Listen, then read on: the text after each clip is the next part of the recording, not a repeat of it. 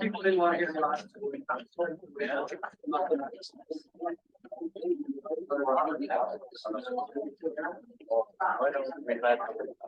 Well, I'd like to say like I never know.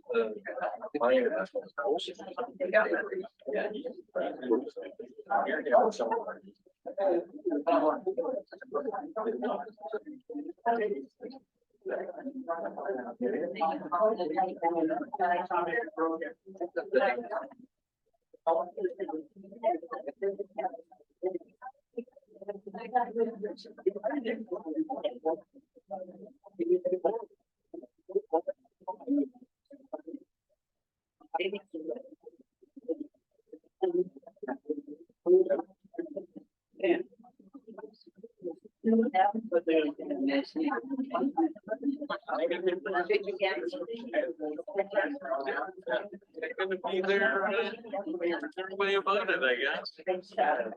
It's just suck our turn. Well, it's already gonna get worse. Just see it go back.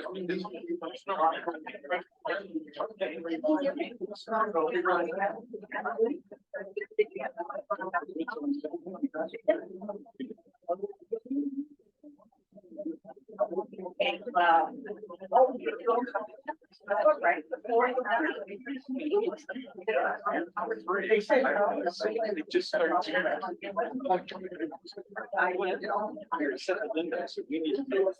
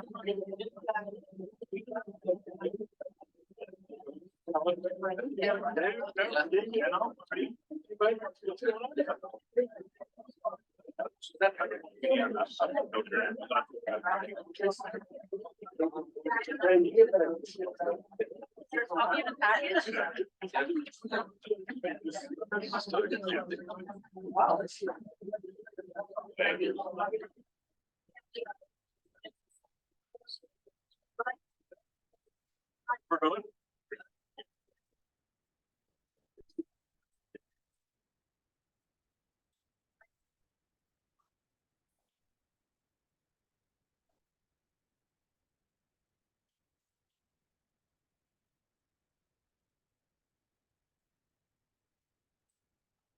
Here.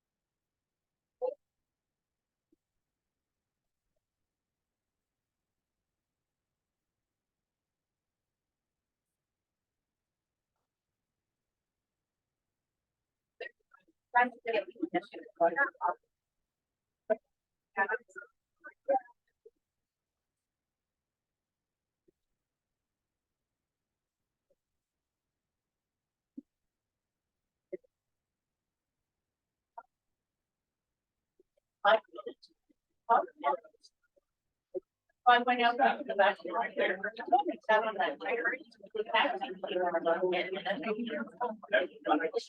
And then I thought, well, yeah.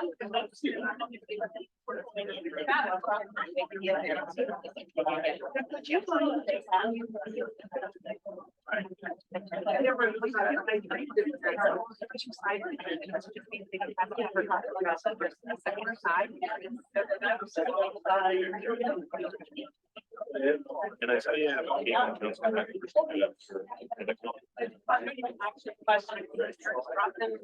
You mean the? Yeah, I think she just brought them for. Whatever. I started with the conspiracy.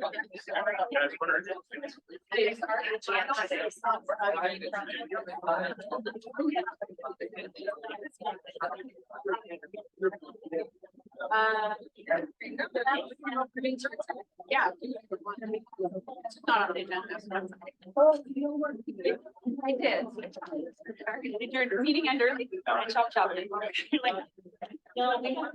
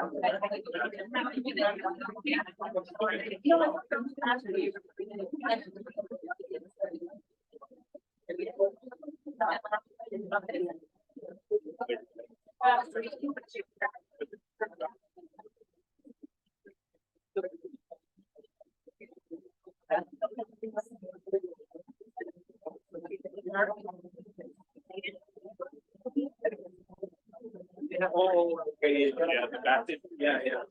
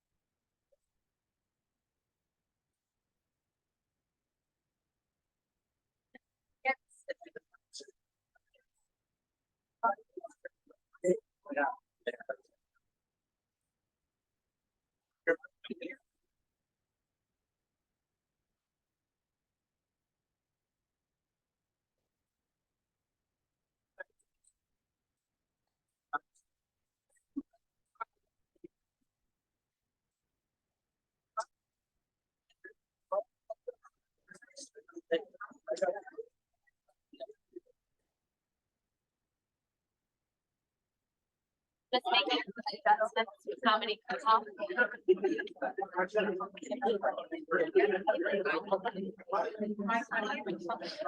Oh, that's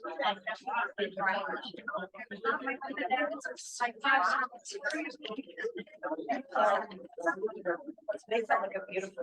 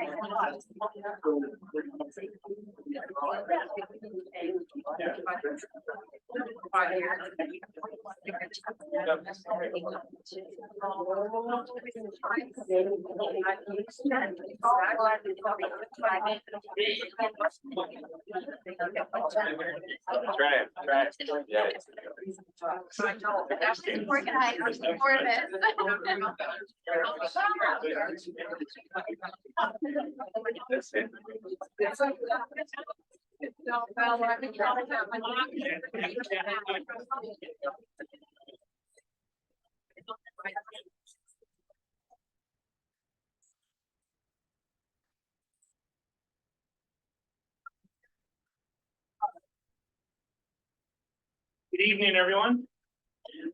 I'm going to call our special council meeting to order for Tuesday, October the 13th, 2023 at 7 p.m. Thank you, everyone, for joining us here this evening. I'm just going to start by making an announcement that we are recording this meeting tonight. We're having some internet technology issues, so we're not live streaming.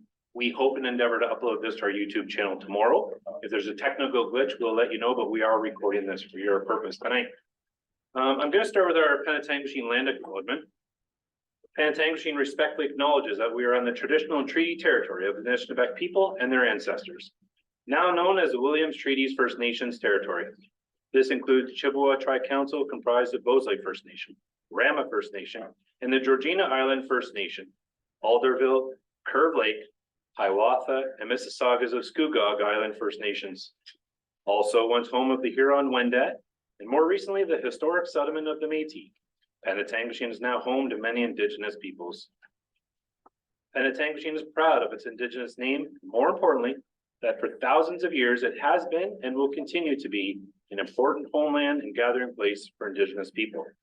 We recognize that we are the stewards and caretakers of these lands and waters and are responsible to ensure that our Mother the Earth is here for future generations. I'm going to ask if council can stand and join me in the council commitment, and I'm going to ask if Councillor Badabonker can lead us off.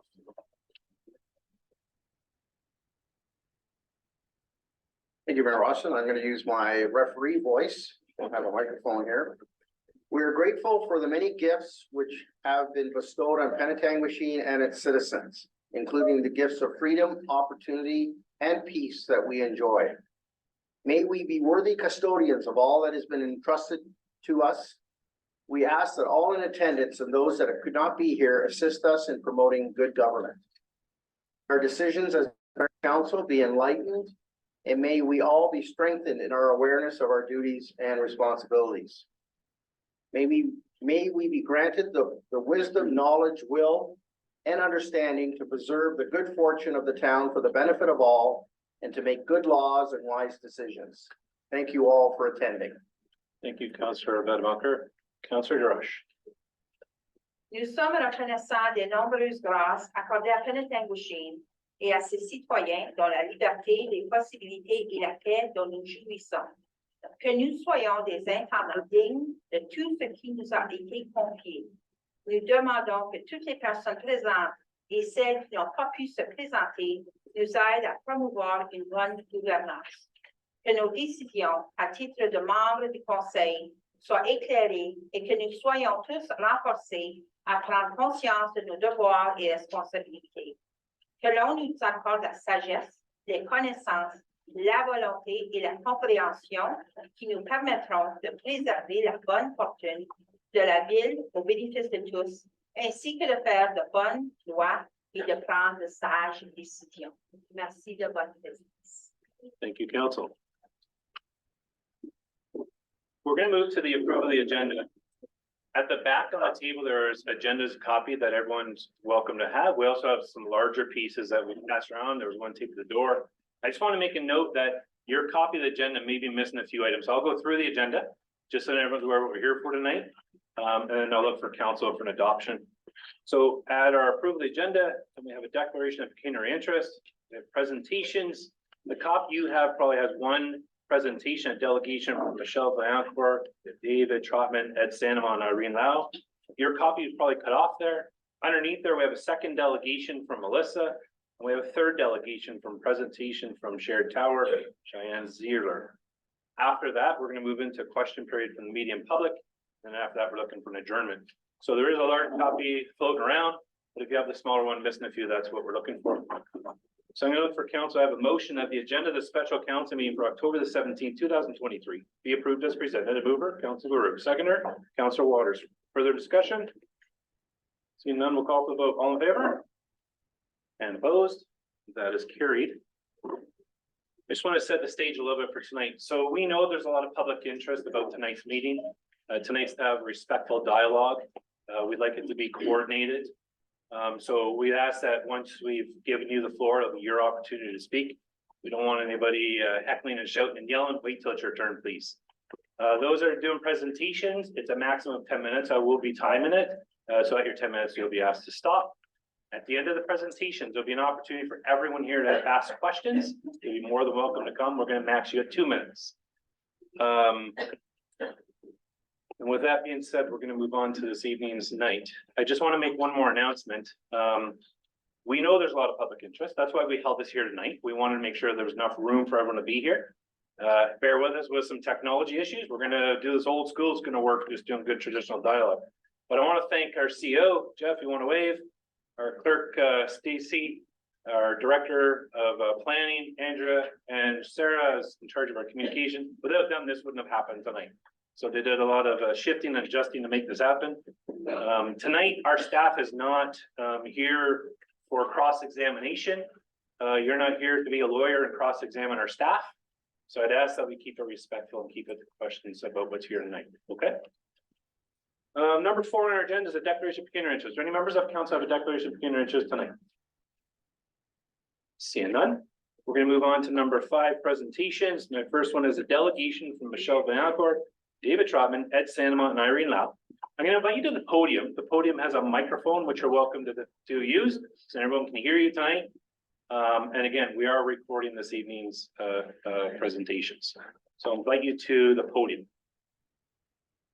I'm sure Tara was much first. Nope, the agenda had Michelle Vanacore, David Trotman, Ed Sanama, and Irene Lau.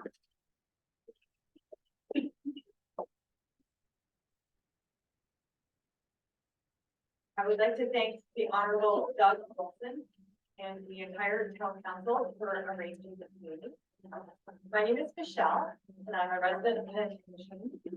I want to read an edited version of a letter that was sent on Wednesday, October the 4th, to the Minister of the ISED, as well as our town council and other town staff members. You guys hear me okay?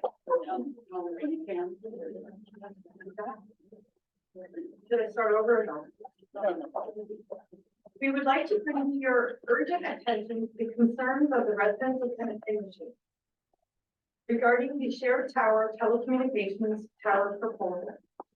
The two main issues being the location proposed by shared tower and the failure to uphold the requirements of the ISED default public consultation process.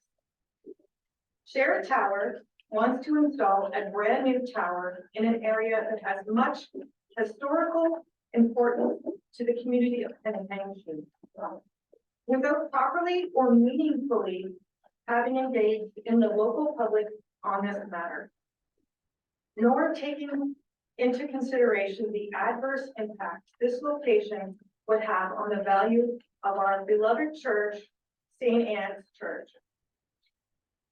The value of its architectural, historical, and its historical designation and importance, and the potential unknown risk to the residents, specifically those who are already suffering from health issues who live nearby the proposed location.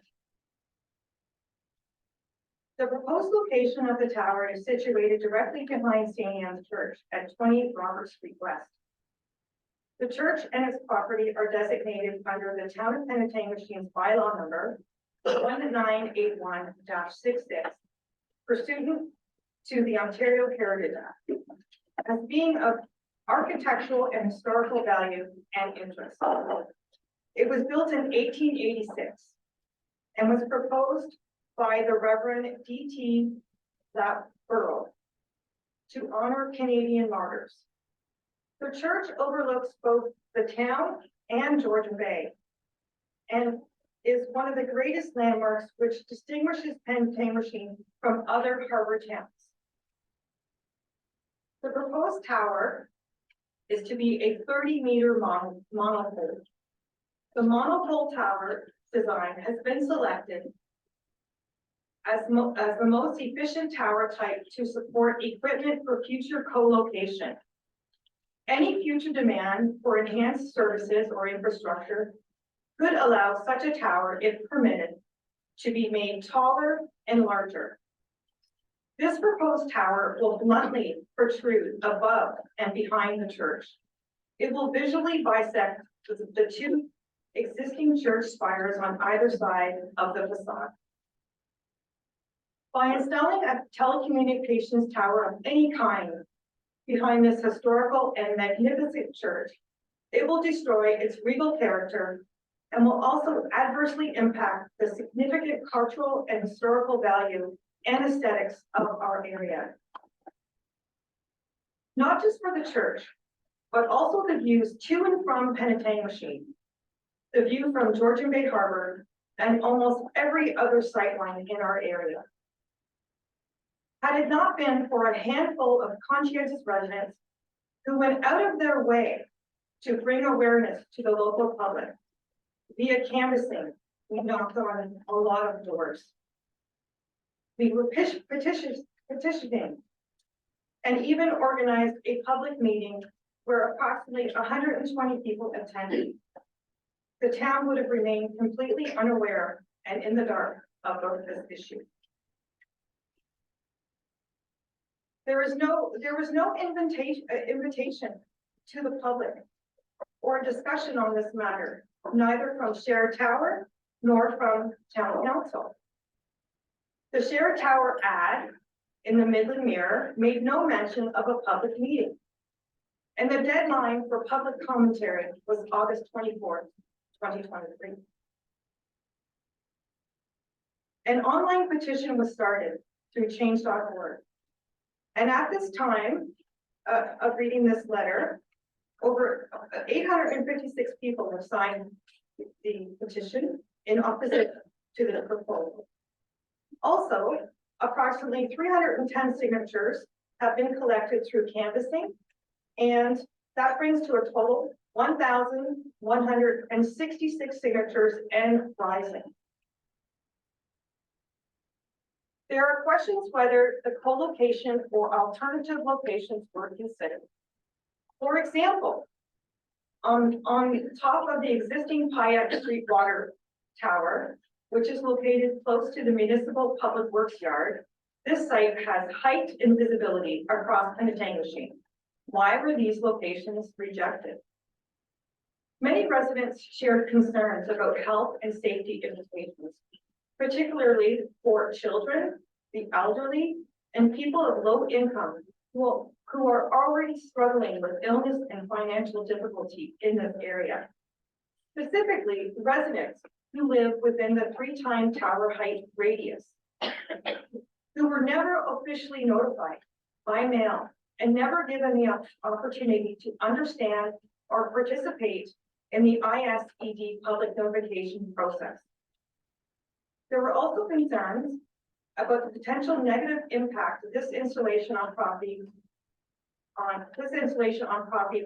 values to homeowners in the surrounding area around the tower location.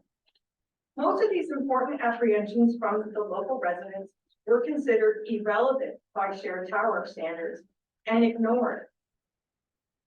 After receiving the list of addresses provided to Share Tower by the Penetanguishene town planner, we were surprised to learn that the entire end result of this proposal and process to install a brand new telecommunications tower in a location that would forever mar and change the historical landscape of our town rested on the shoulders of 15 landowners, 5 of which do not live in Penetanguishene. Let me repeat that.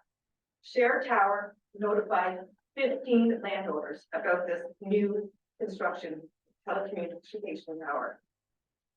In the ISED default protocol, it states, along with landowners, nearby residents must be notified. For a major proposal such as this, there should have been a broader and more engaging consultation with the general public for input and participation, not just a select 15 landowners, because number one, it is a brand new installation. Number two, the proximity to St. Anne's Church and the importance of its historical and cultural designation. And number three, the objection of hundreds of local residents. We have learned that the town of Penetanguishene does not have an antenna sighting protocol. Because of this, the proponent, Share Tower, has done the bare minimum. Sorry. Share Tower has done the bare minimum with no consideration to the historical significance and value of our church and surrounding area of the proposed location. The sensitivities and concerns of the residents of Penetanguishene. Without a protocol in place, it is also removed the ability for its constituents to communicate with its local municipality.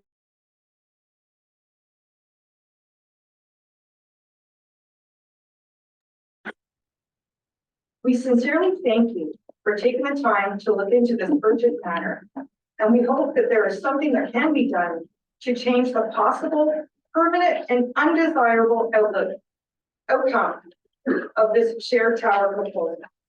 I would like to thank you for your time and for listening, concerned residents and taxpayers of Penetanguishene.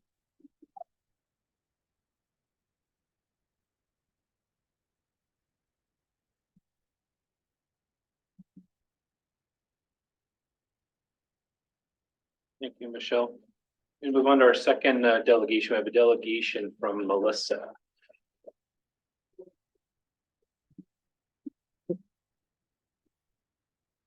Same thing, Melissa. There's 10 minutes for your delegation once you begin, okay? Just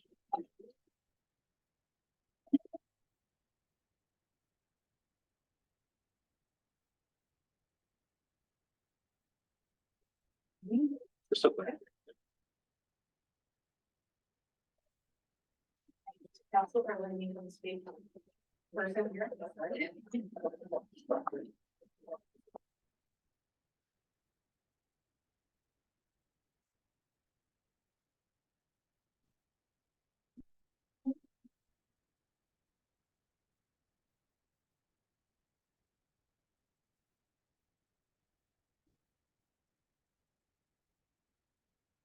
Thank you again to council for allowing me to come and speak.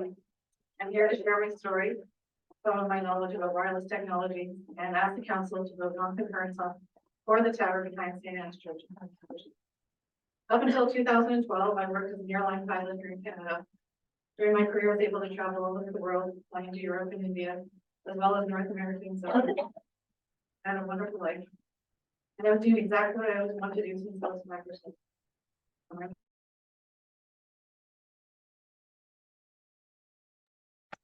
Was installed. Symptoms included problems sleeping, ringing in my ears, chemical reactions, hormone changes. I developed cystic acne and fasciitis. After the second tower went up, I began getting peeling on my skin and my hands, increased and decreased pigmentation changes in my skin, an increase in migraines, nausea, foggy headedness, immense fatigue, nerve damage to my spine, and a sudden and very worrisome decrease in my vision. Also later, it was determined that my blood was pumping up when exposed to wireless, stacking in a remote formation, something you see in late stage cancer patients. But the worst of my symptoms is the increase in my body voltage when exposed. I build up a charge and I will start to shock myself whenever I touch. It feels like I'm being electrocuted 24/7. I can feel the wireless signals on my skin from the direction they are coming from. Less when I'm in a good area, but with increasing intensity, the more charged up I get. This latter symptom, although torturous, lets me know the area is not safe for me. Basically, I'm not conducting electricity over my body fast enough for, and it's building up and causing my body physical damage. I've been displaced from my home at least 3 times now because of this technology. I had to live for a couple of years in a radio-free zone in West Virginia, sometimes in a tent, even in the winter. My symptoms would disappear there, even things like my vision would return and wouldn't need glasses anymore. This past April, we had to leave our home in Grand Bend after new low-frequency 5G antenna were installed on the local tower closest to us. Moving to Penetang literally saved my life, but already my closest tower has recently been updated with these new frequencies. And now my new home is not safe, and healthy sanctuary it was once a few months ago. With regards to Penetang, my husband and I always try and support local vendors and businesses. But for me, this new tower behind the church will make it much more difficult for me to shop in town, do my errands, and get my mail to businesses. This injury is not just happening to adults, it's happening to children. Children who will never work, will never go to school, play at their friends' houses, or have any normal kind of life at all. In general, people with DHS cannot work, go to school, go to the hospital, be in a nursing home, stay at a hotel, take public transportation, and sometimes even have the power on in their own home. There are many people who have been injured like myself. I've personally met hundreds just here in Ontario because I help them every day. Since moving up to the Penetang area, I've been made aware of at least 3 other people with DHS, just in this immediate area, so that's 4 of us at least, and there's certainly more. It's estimated that 3% of the population is moderately affected by this technology. That's about the same rate as you see with autism. You don't see it as much up here. One of the reasons is because there is less wireless technology in general compared to the Southern Ontario. The down south is becoming much more of a problem, especially in urban areas. Sadly, there are people with DHS now that are in the queue for assisted death just because they can't even find safe housing. This includes younger people. But DHS is not the primary concern for the general population from exposure to wireless technology. Cancer is.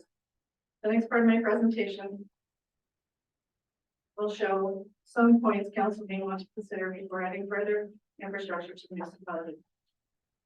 In 2015, the Canadian Government Standing Committee on Health and the Environment reviewed the health concerns for wireless. This group of MPs came up with 12 resolutions that the government was supposed to implement. The resolutions addressed cancer and electrosensitivity and recommended protecting sensitive populations of children and pregnant women. Collection of cancer data and people reporting injuries from exposure was also recommended. Obviously, the government sees there's a problem, but our Health Canada is not actioning these directives. So how can further building up this infrastructure be ethically condoned? It is up to the municipalities to protect their citizens if Federal Health Agency is not. In 2011, the International Agency for Research on Cancer, body that determines the carcinogenicity of all substances in the world, determined that all wireless is impossible to be carcinogen. In 2018, the National Toxicology Program from the United States government completed the largest cell phone study in the world. It took 10 years and cost over $20 million. It determined that cell phone frequencies below the thermal heating of tissue, which means below the safety code for telecommunications, showed clear evidence of cancer in rats. Follow-up study by the Ramsini Institute in Italy, which was the largest animal study done on cell tower radiation, using cell tower frequencies as a way to mimic real-time radiation from cell towers, also conclusively showed heart and brain cancer in rats. This backed up the results of the U.S. government NTP study I mentioned just before. In the meantime, 259 scientists from around the world put out an appeal to the United Nations to ask the World Health Organization to change the limits for exposure to wireless radiation, protect children and pregnant women, provide safe areas for people with electrosensitivity, and inform the public about how they can protect themselves. After seeing the results of these studies and hearing from experts that wanted the classification of cancer to be increased to a full carcinogen or 1A, higher, this agency then recommended with high priority the review of wireless was with regards to its common cancer be completed by the end of 2024. Considering the science, it is very likely the classification will be changed, which will affect the rollout of cell towers and the use of wireless in Canada. So it makes sense for municipalities to wait until this reclassification by RR happens, allowing further rollout of wireless technology. Sorry, not before allowing further rollout of wireless technology, and to focus on wired technology to the home to protect their citizens as best they can. Another point that I would like to bring up to you is that injuries from wireless infrastructure and devices are not covered by insurance. Insurance underwriters also do not insure insurance companies. So this has a liability implication for the cell tower company, the landowner, and the municipality. Other cities have reviewed their liability, and they could not be assured that if they were sued, that they would be protected from liability claims. I would recommend this council consult with the municipality of Niagara Falls and also consult their own lawyer about this. I should also mention that all cell phone companies have in their shareholder notices warnings about how the telecom company could be sued in the future for damages for electromagnetic radiation, which would cause a loss of revenue and a drop in share prices. I'm aware of a number of lawsuits that have taken place as well. One of them I was very familiar with. It's a landowner in Nova Scotia who I personally know. She and her family put a cell tower on their own property, and unfortunately, a few members of the family became electrosensitive and she had cancer. You can look up the lawsuit in the Canadian Law Directory. That it eventually was settled in the court, which is very typical of these cases. They usually settle before judgment or even before they even get to court. I know many other landowners and neighbors of landowners where cell towers were hosted that were injured, developed cancer, and died. In Grand Bend, all the local towers were surrounded by clusters of people who had cancer, brain tumors, and/or were VHF. Even the trees on their property were affected, often showing branch deaths from the top down. Here in Penetanguishene, you've already heard from or about local people who were ill from cell towers close to the property, and in a few cases it also affected their livestock. Knowing this, it doesn't seem right to continue adding to the infrastructure, and I would recommend council for study to look at these reports of injury around the local towers in municipality. Something that also should be considered is that the local cell towers, specifically the towers on Military Road, County Road 93, and Centennial Drive, all had antenna from new companies and upgraded 5G infrastructure added that would directly increase cell service to the town just as recently as October 3rd. You can see the list of antenna in the package I sent to you, that's in council for the website. You can also look it up on the Industry Canada, or I said antenna database, database webpage. An updated looking to drop calls in the community should be investigated thoroughly before allowing any further infrastructure to go forward in the town. We should also mention emergency calls to 911 can be made from any cell phone, even one without an active contract. It doesn't matter what company's antennas are looking for. There's also 5 carriers already in Penetang, so there's Rogers, Bell, Fido, Orion, and Point Communications, so that's quite a good choice. The government has given almost $600 million for the rollout of broadband to Southern Ontarians and $2.4 billion for all of Canada. Less than $1 billion of that money has been used. It would serve our country better, especially with all the people reporting injury from the technology, to instead focus on bringing fiber or other safe wired internet to the door instead of more overlapping wireless. Wireless is a toxic substance, which is why there is a safety code. And the focus needs to be on using less of it, not providing 4 identical services, making our 4 times the amount of radiation that one service could be used. Rural areas should have equal safe access to the internet as urban areas. So please do not settle for wireless internet when so much money is available for safe wired options. There also should be no wireless in ecologically sensitive areas. We need to protect our parks and not sacrifice wildlife for our convenience. There are plenty of studies showing harm to animals and plants. So I'd like to thank the council for your time and attention. I hope that you will choose to vote non-concurrence on the cell tower behind St. Anne's Church. If you have any questions now or in the future, of course, if you'd like me to expand on something that I said, or would be here.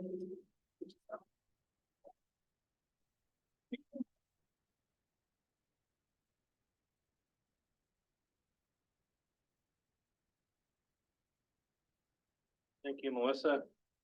We move on to our third presentation. I'm going to invite Cheyenne Zierler from Shared Tower to the podium for your presentation. Like the two before, you have 10 minutes for your presentation.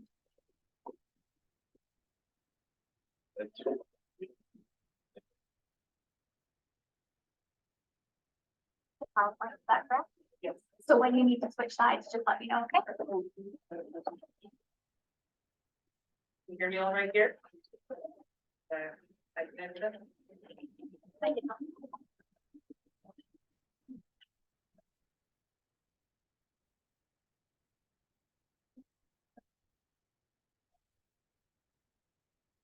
Council, if you ever need to turn to C, feel free to.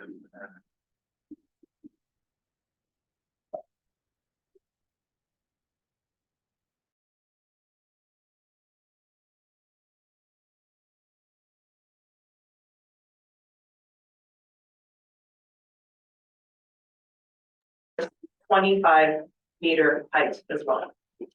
Typically in urban residential areas, a monopole style tower is used as the most efficient and least visually disruptive tower type for the area.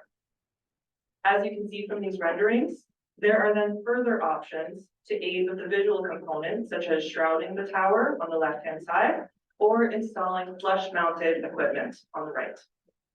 It's important to note that as we explore these options, the downside is that it affects the engineering of the tower, resulting in less carriers being able to co-locate in the future. As I know there was some misconception surrounding where the tower was in relation to the St. Anne's Church, the tower is being proposed on the property behind the church. As part of the rendering request we submitted, we also requested that a rendering be completed from a view available from the Rotary Park by the water. Here you can see where the tower would be in relation to the St. Anne's Church from this viewpoint. So why is a new tower needed? The placement of telecommunication towers is crucial in providing the quality of service that the public expects. With an increase in network usage, population growth, and tourism, the cellular network is affected, and unfortunately, the current infrastructure does not provide a solution to the coverage and capacity issue, as they are too far away. So what difference will the tower make? As part of this application, we had an RF study completed to see how network coverage would be improved if the proposed tower is constructed. The color represents the following: red being very poor coverage, marginal service. Orange, poor coverage to an area, you might have voice call capabilities. Yellow is adequate coverage to an area, which is voice call and low throughput data streaming. And green, of course, being the most ideal, which is great coverage to an area, voice call capabilities, and high throughput data streaming. So why does it need to be located in town? Well, faster technology radio waves are limited in how far they can travel while still being reliable. Demand for wireless services is increasing rapidly. To meet this demand, further towers are required closer to users. When delivering faster services such as 5G, the approximate range is 500 to 600 meters, which is why the infrastructure needs to be placed closer to the user. So what was the site selection process? The siting of tower locations is dependent on a number of factors, some of which are included here on this slide. Sites that met the coverage objective were quite limited in the area. However, there were other options investigated in the search radius prior to proceeding with this proposed site. Some of these included the Foodland Plaza. The landlord was not interested in the proposal. The Legion, there was interest. However, there was issues with space available on the property. The car wash and car mechanic, the landlord was non-responsive. The plaza to the south, the landlord was not interested, and town hall.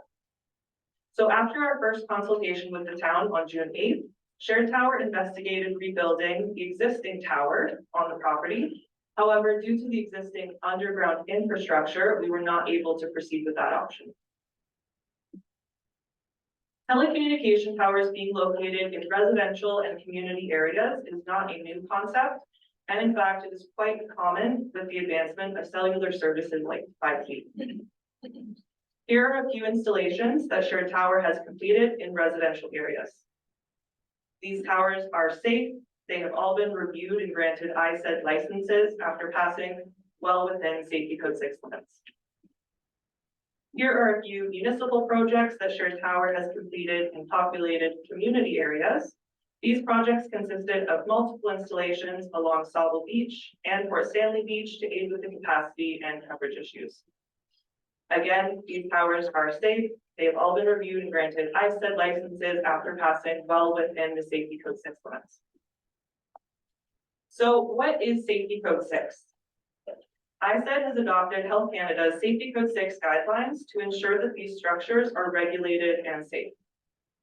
The limits of Safety Code 6 have a 50-fold safety margin built into them. This is set far below the threshold for any health effects. ISED requires for all operators to comply with Safety Code 6 at all times. This includes taking into account the combined effects of other nearby towers. If there are any updates to Safety Code 6, operators must also respect and adhere to those as well. In this case, a Safety Code 6 study was conducted on the tower proposal, and the RF emissions from the tower would only be 8% of the Safety Code 6. So to reiterate, that would be 8% of the 50-fold safety margin that's already built in to Safety Code 6. This demonstrates a huge margin of safety and provides ample evidence for how safe the tower is. Now, in respect to council and keeping within the time limits of the presentation, I'm not able to review the next 3 slides on the RF energy. However, it's all available on the ISED website, and I'm more than happy to come back to them if there are questions. Advancing technologies like 5G are being designed to meet both current and future design demands. So again, with an increase of users relying on and wanting faster service, these services require towers to be located in the right places in order to deliver that service. While the proposed tower is closer to users, it is safe, and the equipment placed on the tower must go through its own process with ISED to obtain a license to be on the tower itself. To understand how reliant and safe the equipment is, here are some familiar locations that have equipment either on the roof, on the property, or in the building itself. As you will notice, this includes many hospitals and community areas. So it is quite apparent that our society relies on technology now and will continue to do so in the future. And that there are safety measures in place to make sure it is safe. As areas like the lovely town of Penetanguishene welcome increased tourism, events, shopping, and business development, this growth requires proper telecommunication infrastructure, which will also aid the current residents and businesses.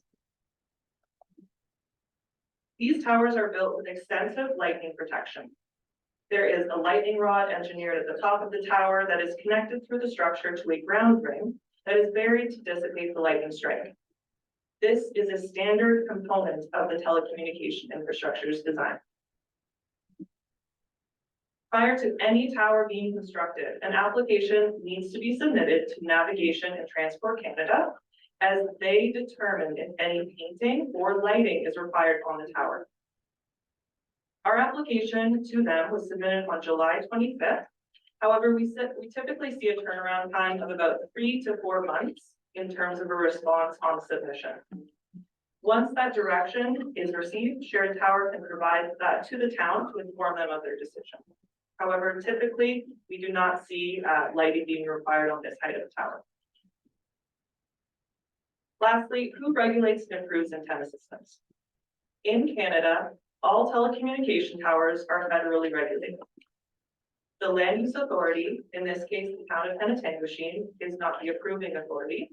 However, as part of the process, ISAD requires that proponents seek input from the town and the public.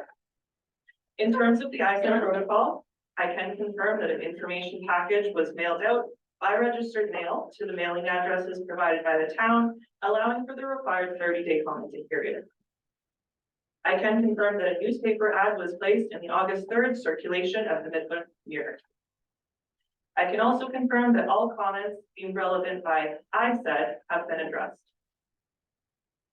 Now, at this time, typically, we would request a letter of concurrence indicating that we have completed these requirements. However, given that this is not a typical situation, and there has been a lot of information presented by myself and others to you today, we understand if council would like the opportunity to digest the information by deferring a decision on the proposal to a later meeting. Thank you very much for your time this evening. That concludes my presentation.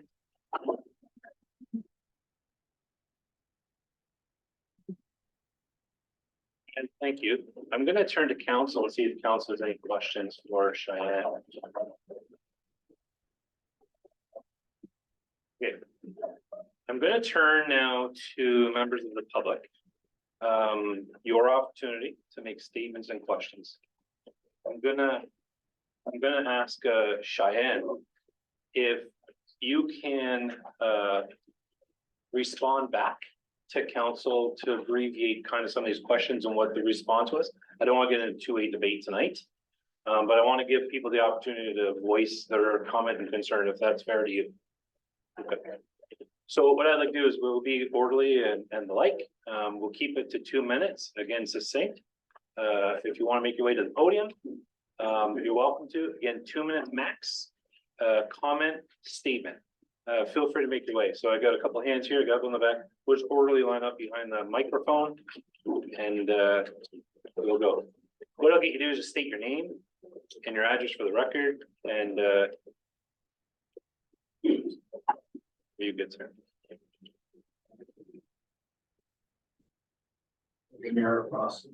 I don't know if you just wrote 2 other delegations on the agendas. This one I got myself and Mr. Sun. I did not. The delegation is a combined delegation. So the delegation by Michelle, David, and Ned's a combined delegation. Right. Everyone was aware that when they submitted the delegation package with their clerk's office. So I did not miss it. Oh, all right. Well, then I'll just speak to as quickly as I can. Sure can. I think what's been covered. I'm gonna just switch it off back. Oh, I do. But I'll try and get to my point quickly. I was asked to assist with the delegation from Trotman. I was going to saying about growth here in Pennsylvania. I've only been here a few years. It's a beautiful town and, I love it. I really do. I got involved because I'm a town planner, not in the municipality or close to here, just for the record, not that that should really matter. I'm a department head where I work. My career has been 30 years now. I studied architecture and town planning, both in the private schools in Ontario. I've dealt with wireless and communication projects in the past, including in a medium-sized city, a large town, and where I work. Excuse me. I don't profess to be an expert in it, but I certainly dealt with the procedural aspects through local municipal review. I'm going to skip a little bit here. I think you've heard a lot about how ISED is the oversight ministry, branch within our agency within ISED that deals with wireless protocol reviews. My understanding is they have a four-part process in terms of these. That's what I've dealt with. Consultation, we talked a little bit about that. The application itself at ISED, which includes according to the details of Health Canada, for a little bit potential health impacts on these things if they're not properly located, of course. Canadian environmental assessment, which includes a physical review, a typical some of the MCE, municipal environmental assessment, MCEA process, I'm not sure if you're familiar, and also electromagnetic EMC analysis. You've heard that if shared tower doesn't get some form of concurrence from local council or non-concurrence, they default to the ISED process, which is more brief and certainly not as robust as what should and ought to occur from the local review. But ISED prefers that local municipalities undergo a review, including these wireless infrastructure projects, because it ensures, that the local municipality with this council, town staff, and local citizenry are collaboratively involved in the process leading up to the council resolution. So it's a key principle for any form of land use planning, and we've seen this and we know this with the broader Ontario public planning process. Engagement, real engagement, not frivolous engagement, is a key important principle. We've talked and we've heard about co-location, and absolutely co-location makes sense where it can be feasibly demonstrated. And if not, then alternate locations can be worked at. Sir, that's your time. Thank you. Can I invite someone else that would like to speak tonight? So in the balance, then, I'd like to make one last comment, and that is I have a Super brief. resolution. Super brief. Okay, can I read it or not? Yes, please do. I'm gonna go for 10 minutes, but anyway, okay. Cut to the chase, what this comes down to, in my view, is it needs a fulsome, robust process. And so therefore, what I'm saying to council tonight is to obviously receive our delegation. The council instructs staff to contact other municipalities who can provide a template protocol as a basis for creating one for Penetang by October 31st, and to request their permission to use their respective wireless protocol as the basis for the preparation of that protocol for Penetang. And 3, the council instructs town staff to prepare a timeline by say November 30th for guiding the preparation of that protocol, such that it includes key terms of reference, and the council instructs town staff to retain and select a planning consultant to prepare the protocol. There's no need to reinvent the wheel. There are protocols out there that can be used with template. Clearview, Caledon all have good protocols, just to name 2. And that council instructs town staff in conjunction with its selected consultant town planner to bring a first draft wireless protocol to the Penetang Council before the end of February 2024 for review. And this is the key aspect of my proposed motion, if you choose to take it. By the end of February 2024 for council review and public comments, and the shared tower be advised in writing by October 27th, 2023. From town staff has copied to the federal minister for the ISED oversight that any shared tower proposal, including at 17 points, shall undergo review through the final council adopted and approved wireless protocol leading to a council resolution by the concurrence or non-concurrence for 17 Point Street proposal. Thanks, sir. Just to summarize, I think that's what Sheriff Tower is saying. There's to bring you now to council to say, maybe this needs to have a robust review. And I think Sir, we the heard you. basis Thank, of my motion for council, underpins that. Thanks very much. thank you.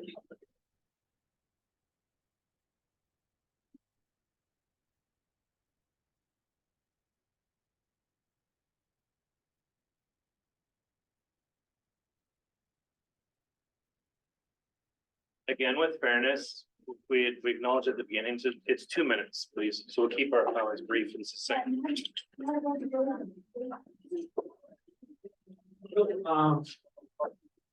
My name is, does it start from after I introduce myself or from now? Right after. Right hand, okay. My name's Colin Morrow, I'm the custodian of St. Anne's Church. I'm here to basically talk about something that's uncommon, but very true. Some people would probably call it a conspiracy. It's not a conspiracy. Basically, what it is, sorry, it's biblical. And that's something that the town council has dropped over the last few years. We no longer start with the Lord's Prayer, and I get that pressure to be inclusive and like. But basically, what I'm going to talk about is a prophecy. This prophecy you can find, actually, I spent 5 years of my time, I'm a design engineer by trade. I spent 5 years of my time diving into this prophecy, which is the Apocalypse of St. John, written here 97 AD. So what you will see, basically, if you look at scripture, any atheistic governmental program loses whenever they basically lose God, and they toss God off to the side. That's what we're experiencing tonight. Basically, not just in the municipal, provincial, or federal government, you'll see that throughout. You're wondering why the government's all messed up, science is all messed up. This is why. I encourage everybody here to read the book of the Apocalypse of St. John. You'll find that we're being attacked. And what this is, this tower, they say that it's basically for better coverage. Well, you put a tower behind a church, you're gonna miss a whole quadrant in pieces. That quadrant down between the tower and there. What this is an attack of the souls kind of thing. Because where they planned this tower, between the cemetery, where the souls of all of our parents and grandparents who basically slaved to build that church, for our souls are to be an unrest because of this tower with like a blasphemous red light flashing. It's going to take away from why this was built. It was built for our souls. This is our whole purpose, and we've all lost it. So I encourage us all, go and read the Apocalypse. Like I have 5 Bibles here. Our wedding Bible, the Dewey Rains Bible, Jeff Caven's Bible, the Aramaic Bible, all of them, 22 chapters, 405 lines of text, and they all say the same thing. Blessed is he who reads and understands the words of this prophecy. So that's what it is, it's prophetic, not basically a conspiracy. It's what's happening in our world. It's what's basically polluting our world. It's what's basically damaging our world. So I encourage everybody, read it. It's 18 pages, read it in 2 hours. It's hard to understand, but you will. I wrote a book about it. You're free to basically order it online. It's called The Prequel-Moral, my last name. You will find it. In there, you will find the 5 beasts that are attacking us. If this is what's going on tonight, I thought I had 10 minutes, I had 2. That's all I have to say. Thank you. Thank you.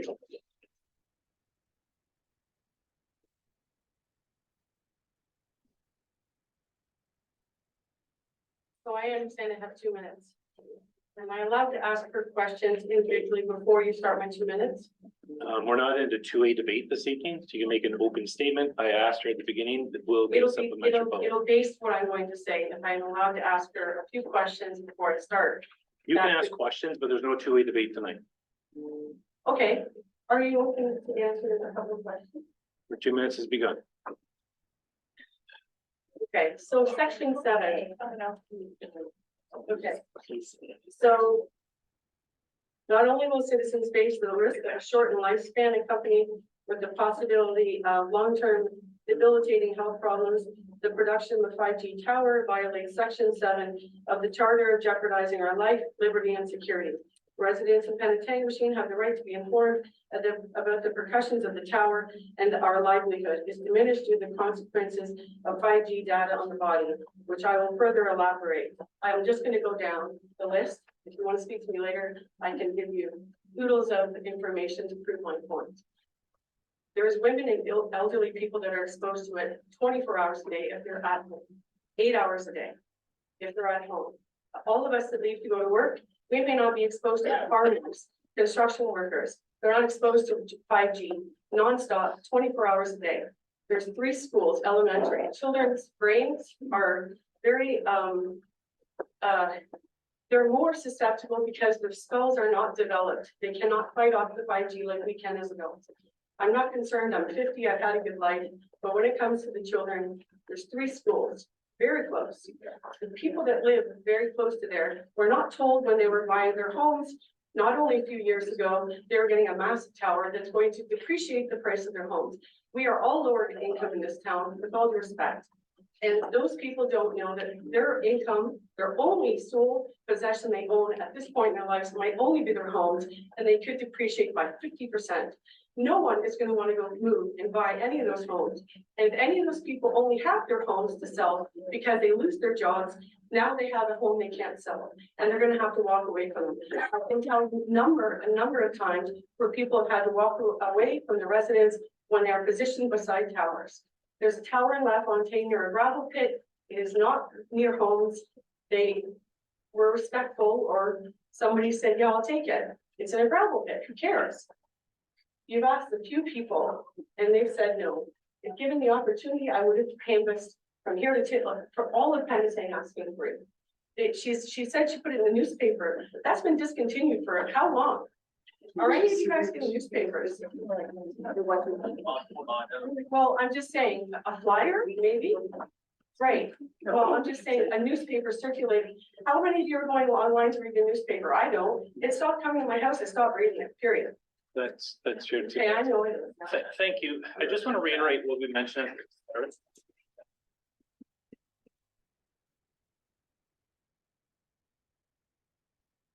We know and appreciate there's a lot of public interest. We would like questions. We don't want to be in the two-way debate. We just mentioned, we asked Cheyenne Zaylor a while ago if they'll respond in kind, and we will. So we just don't want to take our time with two-way debate. I'll invite you to the podium. I just wanted to ask, since I've lived here, I've never had trouble with any of my wireless devices. And thank you, God, for my help either. What is this going to do for me to have this tower in our town? Do any of you have problems with your wireless? I don't. I'm wondering who's benefiting and profiting from having this smack downtown Penetang? Like, who is profiting from that? Numeral order. Well, I don't know. Sorry.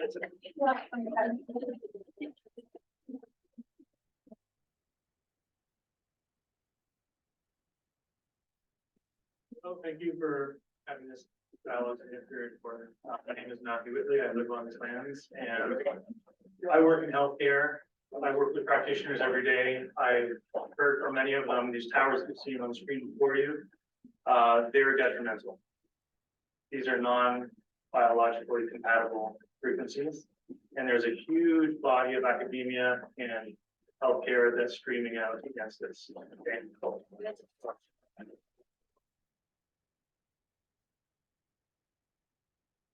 The existing RF radiation levels that are out there in your town today, in our town, are well in excess of what the building biology guidelines would consider to be severe concern.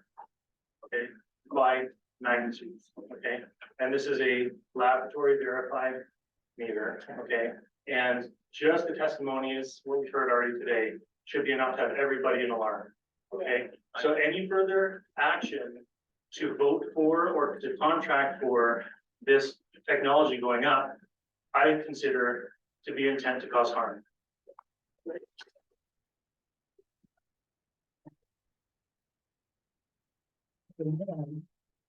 I'll express my intent now. My intent was to press claims of harm against anyone who will contract or vote towards this technology going up.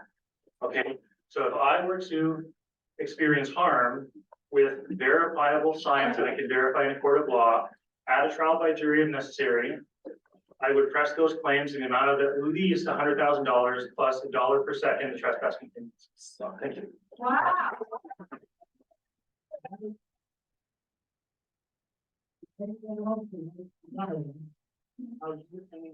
Seek compensation for harm, I'm available after. Thank you, Matt. Then Irene, then Mike.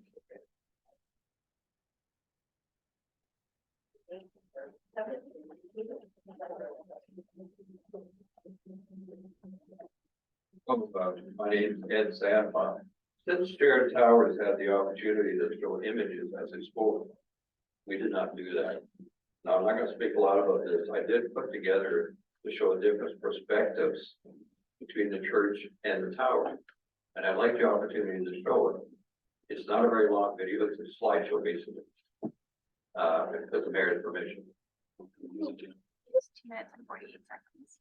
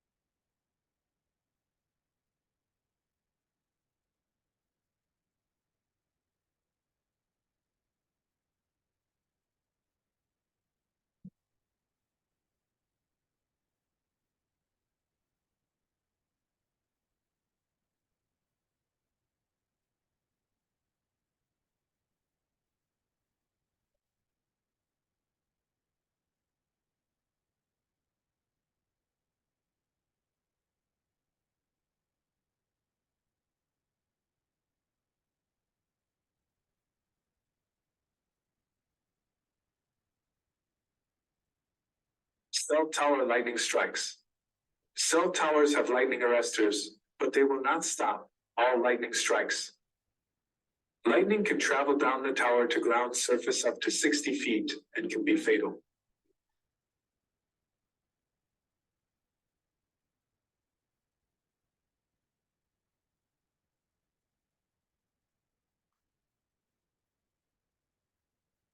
Parishioners and children walking near tower will be placed at risk.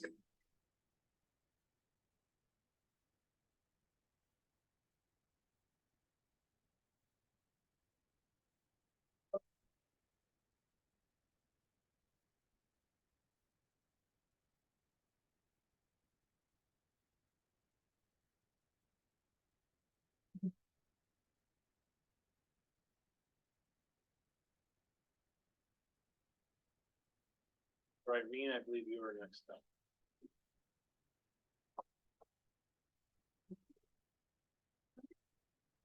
Thank you very much to your worship, Mayor Rothman and the council for having this meeting tonight. I guess there must have been some misunderstanding because we worked really hard in our delegation to put together a very precise and concise view from various angles on this issue. You've heard about the use of the ISCD default public notification and consultation process and how it was followed at a bare minimum, and how certain steps were entirely omitted by Shared Tower. You've seen the visual implication of allowing the installation behind St. Anne's Church, a designated historical site, and that alone should have stopped this without.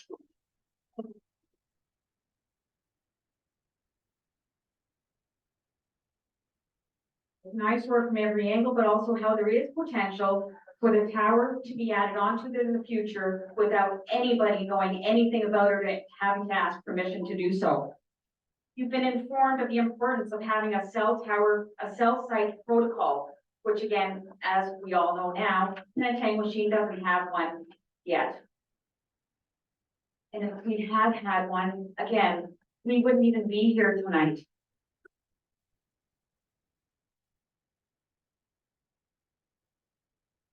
The delegation and those that were not able to speak at that point during our delegation, we urge you and council, as well as the people in this room who have so far voiced a non-desire to have this tower, and the petition that was presented to you with over 1,000 names, both online and on paper. We beg you to vote non-concurrence to this application by Sheriff Tower. Thank you.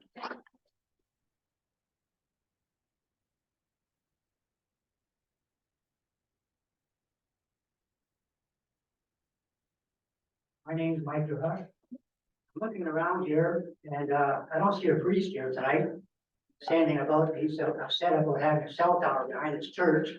I look around the crowd here. I go to church every Sunday. I see maybe 10 people here that went to church. And all of a sudden, everybody's worried about the church.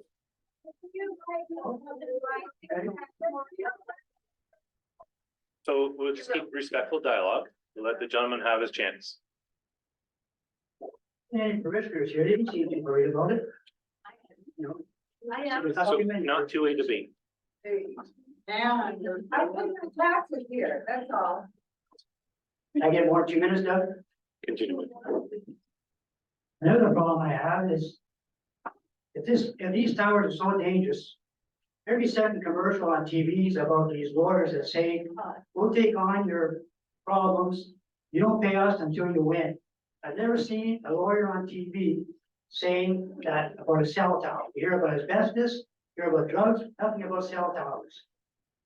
How come it's not on TV where every lawyer would be all over it? Cell towers all over the world, would be all over the TV, every channel I have.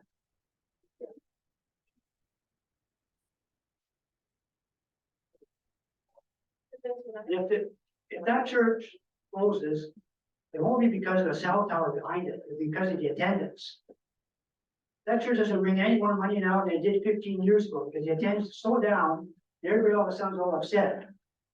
Because they're a beautiful church, why don't they go to church or make a contribution to the church if they want to keep it going? And no, they come here and they complain about it, but don't do anything with the church, except say, our beautiful church. That's it.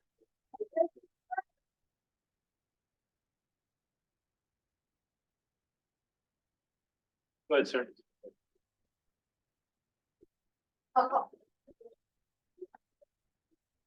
I'm Mr. President. When you look across the bay, you see these high towers or red lights. And you think you put a tower behind your church and have red lights flashing, it looks like a whorehouse.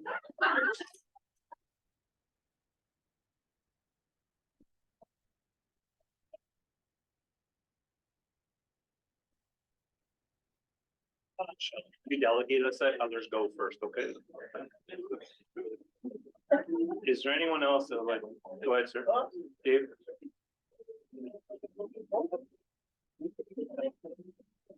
Well, nothing that just it's the running of the machine.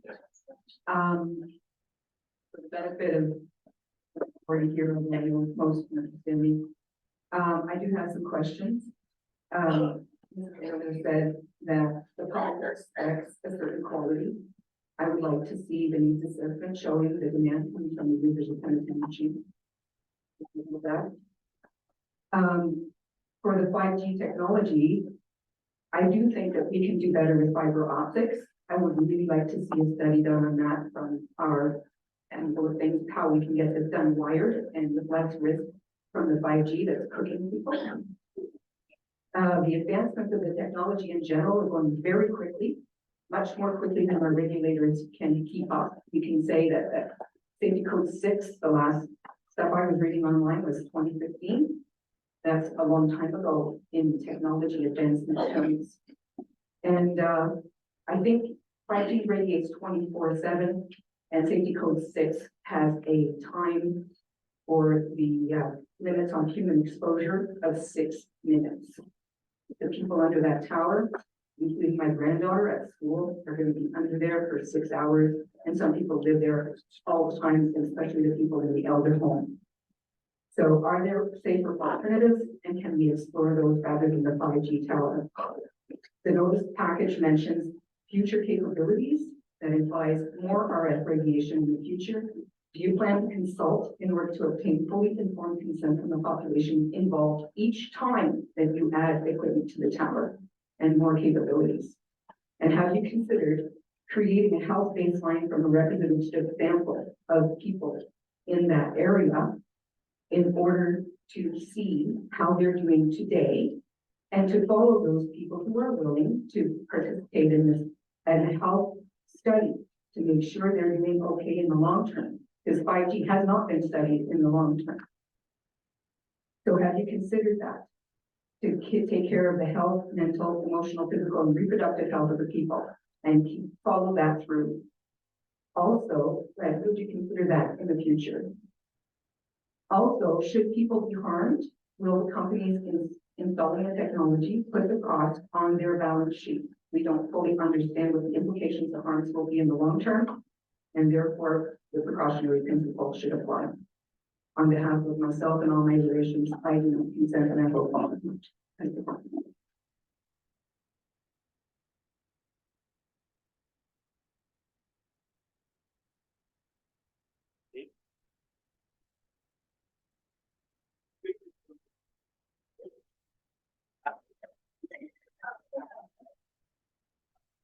I hadn't intended to speak, but a few points that need to be made.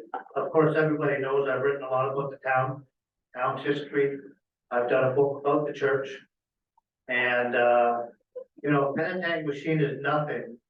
It is history and it is beauty. Now, to put a tower right butting up to the most historic and most beautiful building in town, it just shouldn't be happening. It shouldn't even be considered. You know, it's kind of appropriate that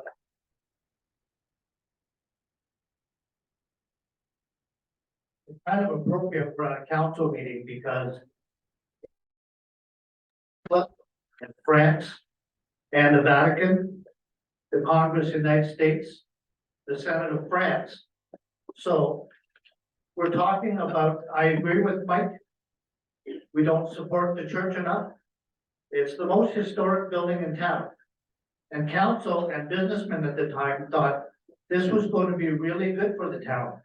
We're going to have a national shrine in our town. We don't have to realize what tourism would be. And so his dream was a great shrine that would bring people to town, support the town. And I think we can't forget that dream right now. So having a tower next to the church, there must be other places, God forbid there must be other places. And Mike, I agree, we should support the church more, whether you go or not. The building committee of the church at that time were not all Catholics. Mayor Keating, I don't believe, was Catholic. And many of the people and businesses who formed the building committee in the 1880s were not Catholic. They were businessmen, and they knew having this great shrine, this church, this tourist attraction would be good for the town. So thank you. That's my 2 bits.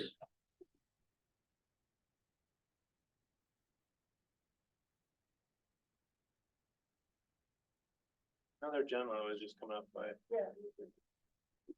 You going, sir? Yep, were you going? I'm Josh Norton, I live right in front of the church. I was kind of upset I never got a noise from the state, 10 meters too far away. Yeah. One question that hasn't been answered for me, I'm concerned, and my wife is, for if the tower. Secondly, what type of rules and regulations are in place as far as monitoring the waves and everything that are coming out of these towers? Is there any?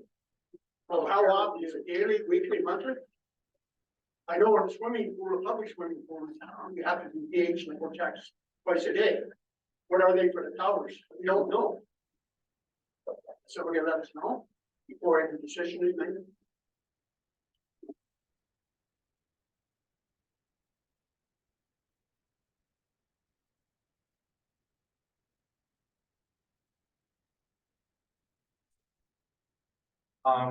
So the one fund that hasn't come up and, I don't want to give any, wrong information. So please follow the, industry Canada, or the town planners. Showing my note is once the tower is built, I believe it can be increased up to 125%. Right.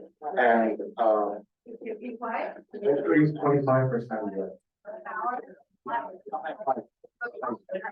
Yes, without the consultation, is that correct?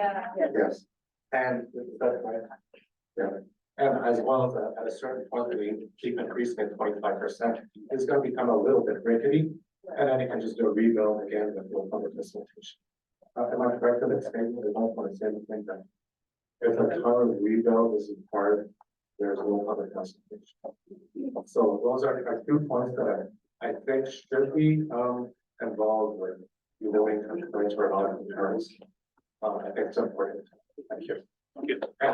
If I said anything that's incorrect, well, we've got some town planners here, we've got some town representatives, so please go on and try these statements, but this is my understanding. According to the street Canada. Thank you.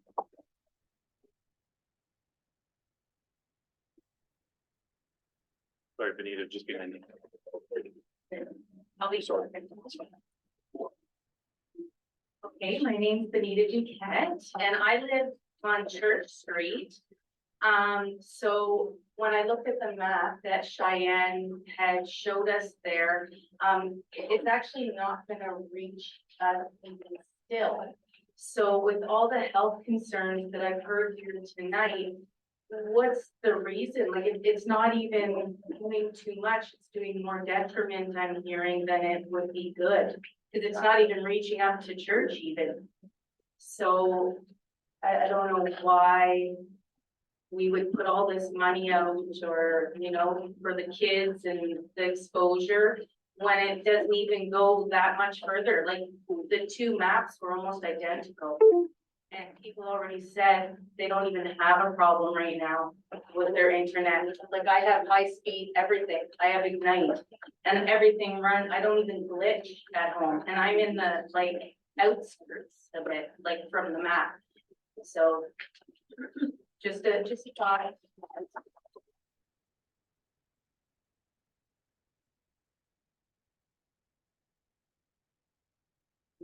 Thank you, your worship, council.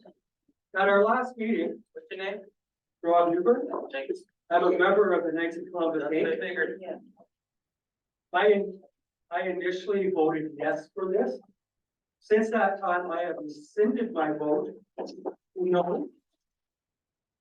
But I people caring for very different reasons as opposed to what they're professing.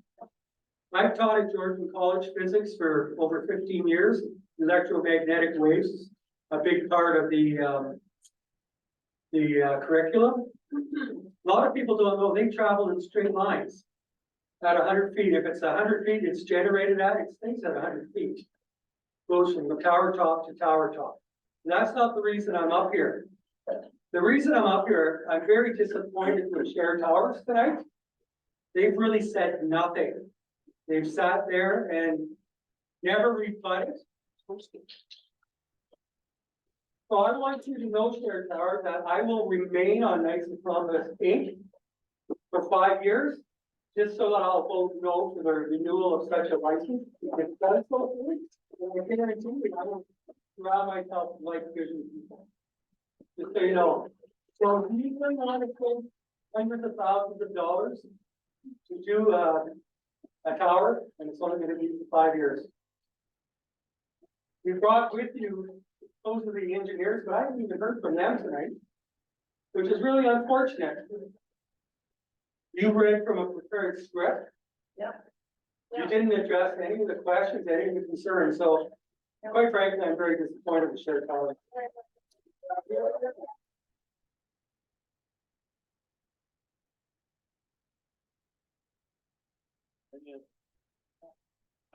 Not yet. Any other comments or questions? Someone that hasn't already gone.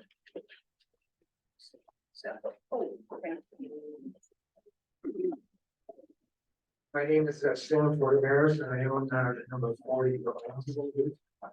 I found out about this from the newspaper article. this whole idea, this great idea, has been snuck under the door as far as I'm concerned.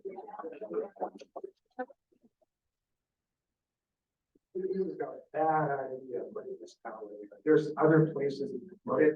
I don't think, and if it's such a good idea, I'd like to ask Sheriff Powell, why all the other landlords said no? We should have been notified. We are contained. We're the taxpayers. Somebody must be accountable to us.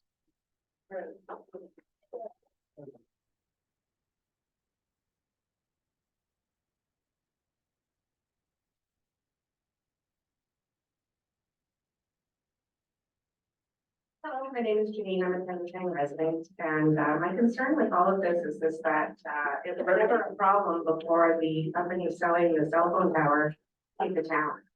So I'm curious to know what the due diligence was on the town's part to really establish this as a problem that needed a solution, and if so, why one company got to come in and sell the tower. Right.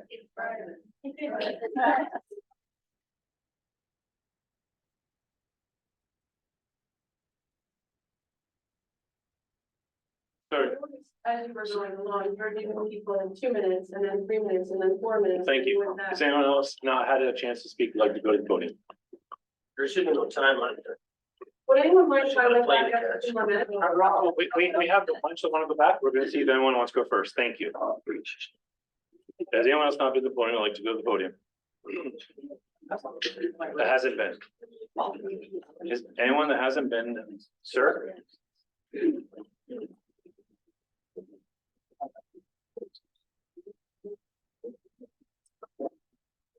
Your Honor. Member of the council. My name is Andre Deras. And 5 days ago, I was privy to be in a meeting, presentation of where anything was 2.5 billion years ago. The presentation was unbelievably successful. And it was in an environment 30 by 40 visuals that showed where anything was, anything machine, Midland, Perry Sound, all of Georgia Bay. The visuals were unparalleled of what Penetang will be in the future. This is UNESCO, Geopark, Georgian Bay. Look it up. That was the first presentation. The next one, there, we would have been about 70 people. And I can see the visual on 30 by 40 and seeing a tower with flashing lights, right? It's unquestionable. Trying to promote tourism with UNESCO and this little beacon behind you. All I want to say is I was exposed to 2.5 billion years ago. Now I'm being exposed to a tower that is right in your face on Georgian Bay. I hope that will put an open mind to some people. And to me, never build anything like this. They can go somewhere else. There's lots of other rooms for it. And finishing off, my question is, the 5D, is it going to be for broadcast? The first TV stations, 24 hours a day in the United States will start, I think, October 21st. 24 hours a day broadcast. Thank you, sir. Which requires more heat, more energy. Thank you, sir. And so, thank you.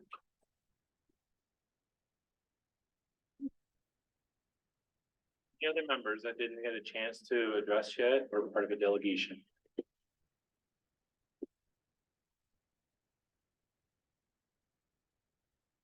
Any other members? Okay, I just want to state a couple of things, and then we're going to look to council for a motion this evening. I just want to start by stating this is not a town initiated project. At no time did the town initiate that this is something the town would like to start with. This is something that was done on an own organization, organization that started this process. At no time did our staff start or initiate this program. I just want to make that statement tonight. Lots of information was shared tonight, and I think a lot of people wanted this to a debate we made at the start of the evening. That wasn't the point. Allow us to ask for anything. Came up here. Excuse me, I'm chairing. I made a mention at the beginning, we weren't doing two-way debate. Thank you. The point was to bring forward comments and questions. If you'll let me finish. We've heard everyone's comments this evening. What we have asked, and I asked Shared Tower when they presented, to listen to the comments and questions and to follow back with a report. And I'm going to ask our council what I think is appropriate. One of the gentlemen tonight gave a lengthy motion that we should look to, and I want to speak to that for a second. Thank you. We have already initiated as a council asking staff to look at the protocol. So that work staff has already begun. I'm not going to commit to the timelines that the gentleman presented tonight, but we'll commit that our municipality and our staff are doing their work to do that. So that work's begun. But there's a lot of questions that were shared and a lot of questions that the community wants to know. I think it's appropriate, and I'm going to ask council that we look to staff. We defer this back to staff. We look at get a response from Shared Tower to address the questions that were faced tonight. We need to see it in black and white to make informed, educated decisions. I think tonight there's a lot going back and forth, and we need to follow our process. And our process was tonight, we took it upon ourselves, duty of the interest of it, to give an opportunity for you to ask your questions, bring them forward. They've been duly noted. Shared Tower will respond appropriately. So council, we do have before us that council direct staff to issue a letter of concurrence or non-concurrence. From my perspective, I think it's not clear. And if we were to ask everyone here tonight, what does a letter of concurrence or non-concurrence mean? I think everyone has a different interpretation. I'd like to look at so that we defer this back to staff. And I would like to see a staff report, and it would use information from the report from Shared Tower addressing all the community's questions and concerns that were raised tonight. I think that's the responsible thing. We need to hear from Shared Tower about that. One of the individuals mentioned that tonight. I think we need some clarity from our staff. We need to understand, what does land use planning authority mean? What does the municipality's authority on this mean? What does a letter of concurrence mean? And does it have any effect on current bylaws? We talked about heritage.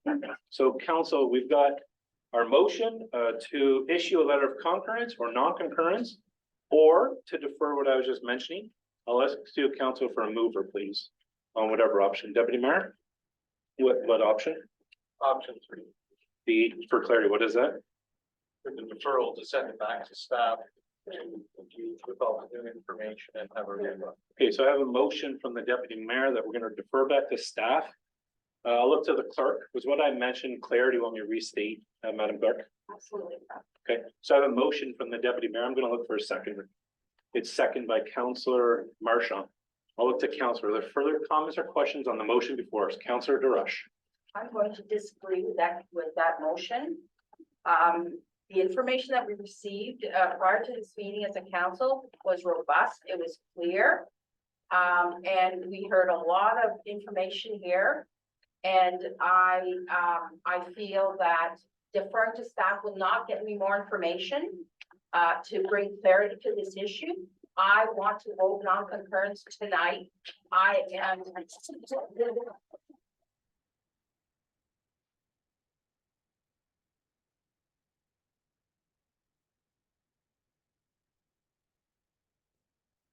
By the residents of Penetanguishene to make decisions on behalf of the community, and that's exactly what I want to do tonight.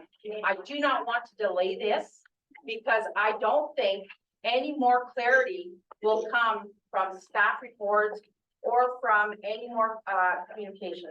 I want to get this done this evening so that we can move on. And yes, we certainly do need some protocols in place and whatnot, but that doesn't hinge on the decision that needs to be made this. Thank you, Councilor Rush. Further comments?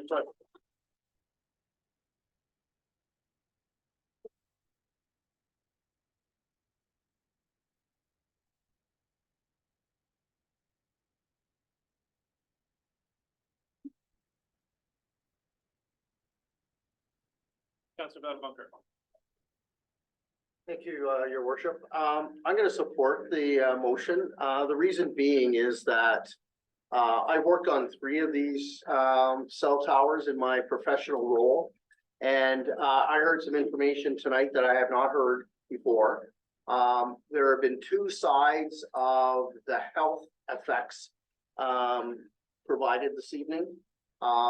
There's one side that says that there are no health effects, and there's been another side that have said that there is health effects, and there's studies that back both sides.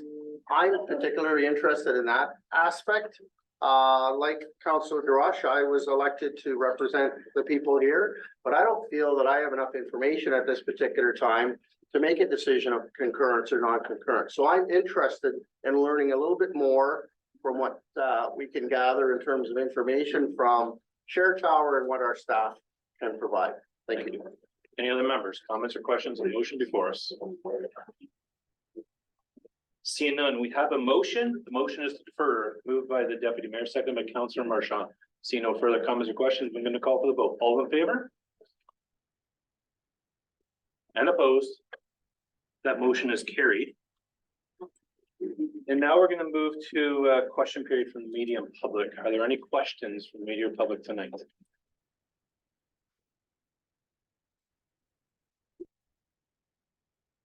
Yeah, I'll have you go to the podium, please.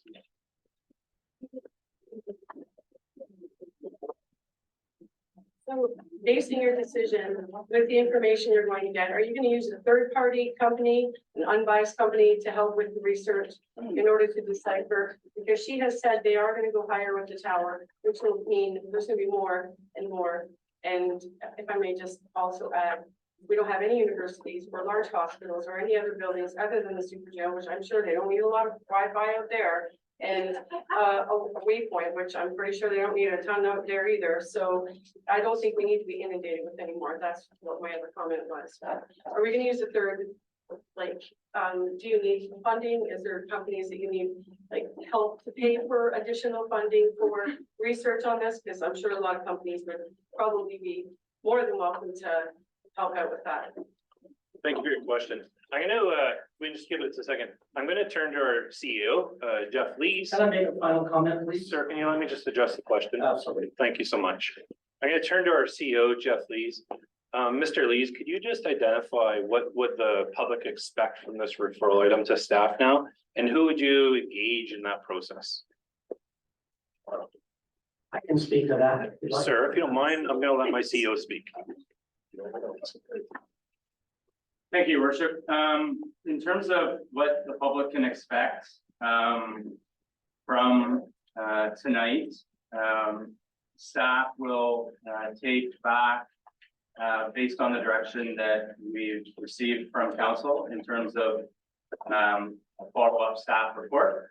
We will answer and address the questions that have come up this evening that your worship, you and members of council have raised, as well as what we've heard this evening from the public. And we will have some conversation internally around what that timeline looks like. I will be honest in that, you know, we want to do this right and we don't want to compromise, you know, the quality of it to get it done tomorrow. And I'm being a little bit facetious there, but I think you get my point. We will certainly work on this as quick as we can, ensuring that we come back and produce a quality report.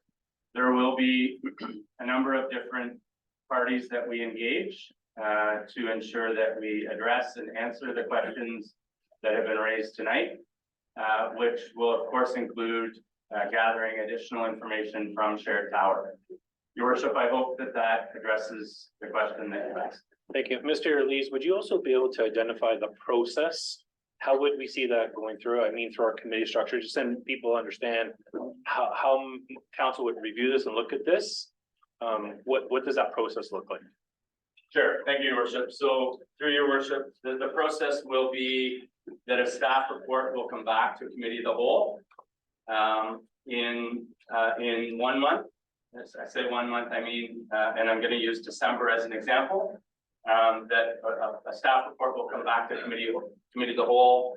And if I use December just as an example, then committee of the whole would be asked to make a recommendation to council for a final decision the following month, which in this case, in the example I've used, would be January. I need to have some conversation with my team about what that looks like specifically as it relates to timing. As I said, I don't want to compromise timing for the quality of the report and ensuring that we've had an opportunity to provide a fulsome report back to committee of the whole. Thank you very much. Sir. Thank you, your worship. Thank you, CEO Lees. So this is not rocket science. If you don't have a local protocol, you could be back here 6 or 7 months from now or a year from now, going over the same thing again. So a local protocol is important. Most municipalities have one. I set out some parameters in the draft motion I did to your clerk. Yes, some of those dates are maybe a little ambitious, but they can have some wiggle room. I mean, you're going through budget review now probably as well. And we're leading into December, so you pretty much take 2 months out of that, just because. So I recognize staff of this, I'm in it, I know it, but you need a protocol so that you have a basis of policy to go forward. If you have another one in these applications.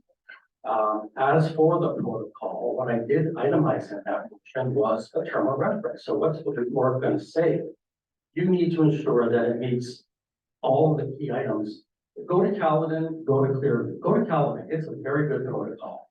There will be a fee. It's a nominal fee. I can guarantee you Shared Tower will not faint. It's a couple of $1,000. You can set that fee.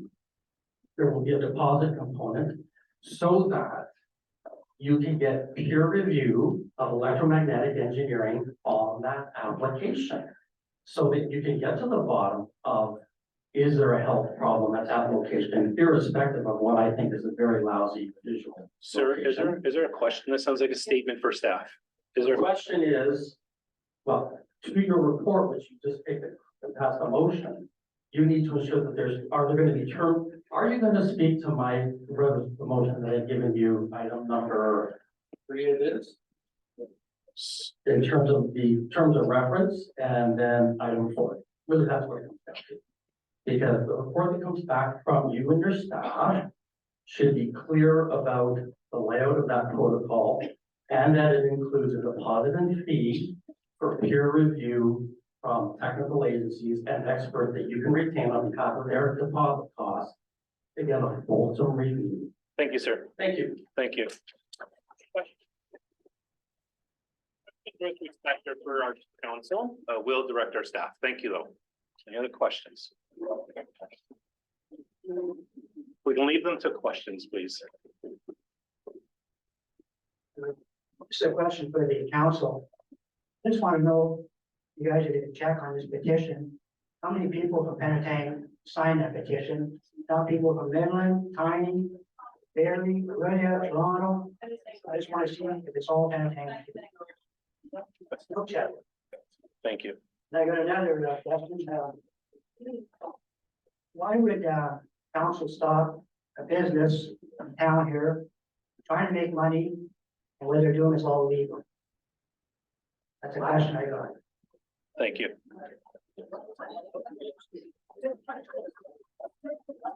Question? Yes, sorry, I read loud. So once staff and everybody else gets the report and it goes back to committee of the whole, how is that information or your final decision as to whether or not you vote concurrence or not concurrence on this will be relayed to the public? Like all of our meetings, they're published on our town website. All of our agendas are published traditionally by 4 o'clock on a Friday for council the following Wednesday. Our council calendar we found on our website, and we broadcast our meetings far in the future. If we use CEO Lee's comment tonight, I'm not saying this is coming in December, but let's assume it might be January. Public notice we would provide it. The report would be published with the agenda for the public's consumption, and the public's invited to all meetings. If that committee of the whole meeting was in December, members of the public would have that report and they'd be invited to that meeting. like the CEO mentioned, we would then follow up in January in council. So it'd be 2 more times that council would see it and have an opportunity to debate the matter before you. And if you anticipate a meeting where there's going to be more public interest than the council holds, would you hold another public meeting like this? We did this tonight for the reason that we identified. We know there's a lot of public interest, and by all means, our goal is to have the public involved. So by all means, if we believe that council chambers won't hold everyone with what's on the agenda, we'll do the appropriate steps to accommodate. And one kind of personal sort of question, what percentage of public interest against this tower, what kind of weight does that have? I can't speak for my council colleagues. I think everyone takes the information, votes for their own reasons.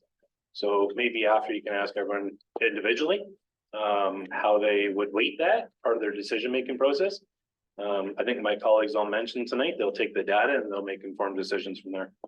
Thank you. Any other questions? Question? Yeah, question. In the report, will they take into consideration that the church, St. Anne's Church is a heritage site? Will that be considered? Because I mean, if your report says whatever, and you decide about that tower, kind of defeats the purpose of most people here. Tonight, we heard a lot of things, and one of the things I mentioned in my deferral, I talked about effects on other current bylaws like the heritage bylaw. My assumption and my request to staff that they look at any effects on any bylaws. So I suspect, staff have heard, and that we'll get a fulsome report that will answer all the questions that were enforced tonight. Any other questions?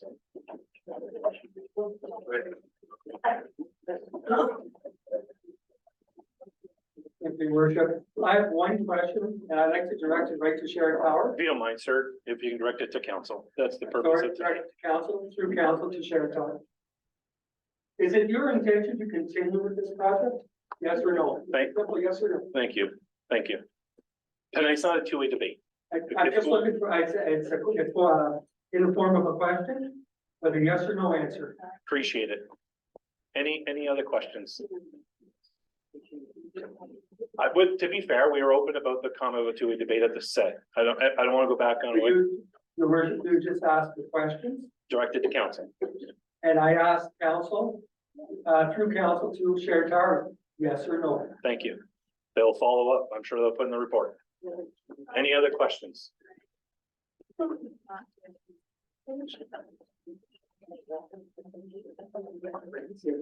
have a question. Does anybody on the council have a pecuniary interest in this? Tonight, at the onset of the agenda, I read out the agenda, and item number 4 was declaration of pecuniary interest. I called that, and I'll ask Madam Clerk, but I do not recall any members of council declared a conflict of interest this evening. Madam Clerk, do I have a fair recollection? Confirm there were no declarations. Sir, the minutes will be published at the end of tonight. Madam Clerk will publish those, and those will be available for your consumption as well We don't get the minutes. on the next council. Yeah, that's what I'm referring to. Sorry. Is anyone a negative comments? I don't know that question. It was faced before us. If that's something we want to see in the report, we can ask staff to consider that. On council. We hear you. We'll see if that can be considered. The Knights of Columbus is not a secret society. Are there any, Mike, question? It's not, no, you're. Okay, we're gonna try to wrap this up. Sir. So just a quick question, it's kind of a rhetorical question, probably won't get an answer. But I believe that the town council, they are councilmen, they have all been elected by the citizens of Penetang. I'm not a citizen of Penetang, I am a citizen of Midland, work at St. Anne's Church, my non-your mother is a citizen, my sister's a citizen. But I believe that the council members and the mayor and everybody have been elected to serve the people, if I'm not mistaken. That's what our understanding is. How many people here believe that the council and the mayor are elected to serve? Sir, do you have a question tonight? It sounds like it's a Because statement. I think if you ask, if all the people come in, we had a small group that came up and said basically what they know about the tower. Majority of the voices here were against the tower. Yes. So really, to serve the people, it should be, okay, no tower. Let's make everybody happy.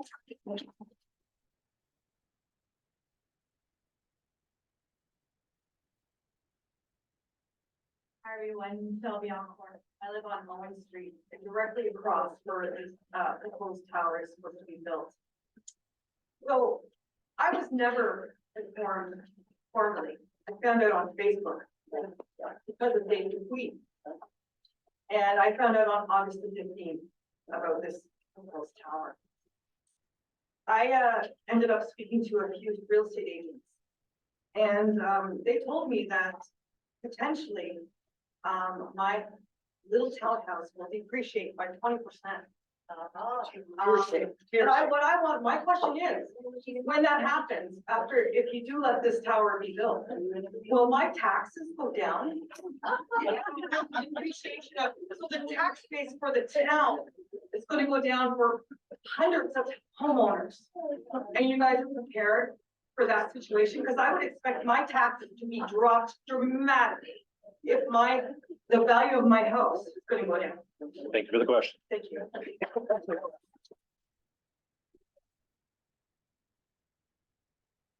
I'm gonna preface my question here, just for clarity. So I have a son and 3 daughters.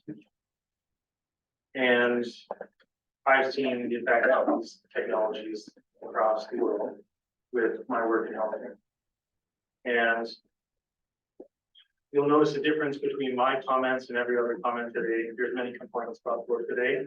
I'm not discussing complaints. I'm discussing a lawful verifiable claim that can be pressed at a court of law for those who are to be held liable for their role in controversy that causes harm. And we've expressed our concerns today about health matters. Okay, so it is my intent, should I or a man or those under the care of I experience harm for what's to be built, I would press claims against each man and woman involved in said controversy to bring forth harm. Okay, so my question is it your intent to cause harm? Thank you. Thank you for your question. Any other questions? Are there any other questions?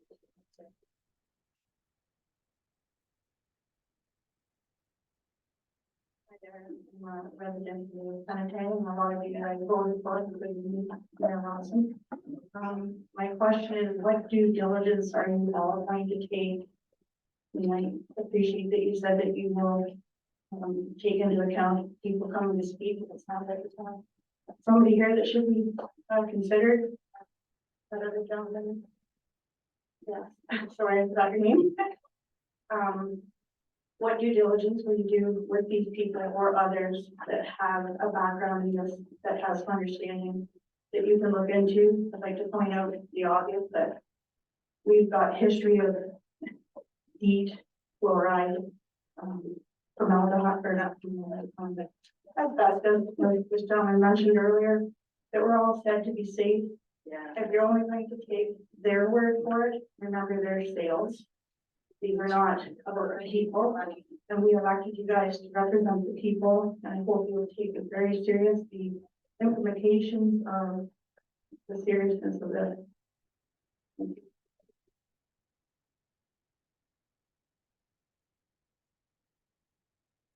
Are there any other questions? Come to the podium, please.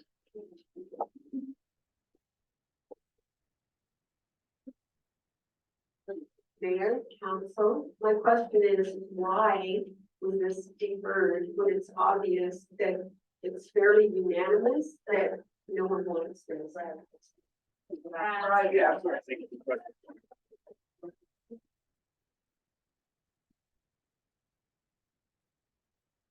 Are there any other questions?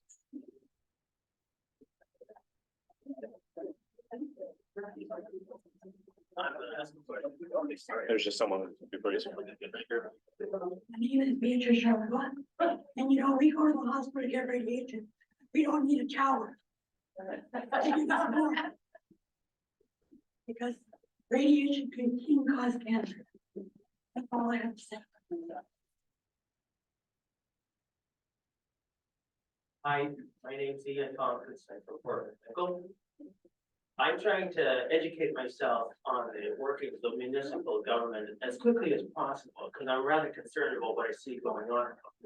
So, sideline note two, last year about this time, I was issued a veiled death threat on my answering machine. That's because I was asking my town council some questions that they guess they felt uncomfortable with. That was the CEO, or the, whatever you're called now, chartered accountant or whatever the heck you are. Sir, I'll keep it respectful to our Okay, staff. so here's my question. Who is staff? Who is staff? Okay, you're not gonna answer me. Okay, and another question, Jeff. How come you're spending so much money? Sir, your questions are directed to council. Well, okay, council, I'm asking you. But with fairness, staff's not on trial tonight to validate questions to you. Yep, well, I'm just trying to find out what's going on here. I mean, who is staff? Sir, do you have a question for council? Yes, who's staff? We'll put in the report. Any other questions Yeah. for anyone tonight? Great, thank you very much. Not a problem. Yeah, I'm not answering here. Any other questions? Okay. We know, as I said at the onset, we know that there's a lot of public interest. We believe that tonight was a good part of the process. We invited people to be here, to ask questions, to hear what was before us. And there is no rush decisions. The CEO mentioned that a report will be coming back for a committee of the whole structure, and then from there it goes to another meeting. I don't know how much more open and transparent and accountable we can be. Our council, one of the questions was about why, that is why. And from my perspective, that's what the decisions of council was this evening. I'm gonna look for a motion to adjourn at 8:50 PM. I look for mover, Councilor Grosh, seconder, Councilor Marshall for the comments or questions. Seeing none, we'll call for the vote. All in favor? And opposed, and that is carried.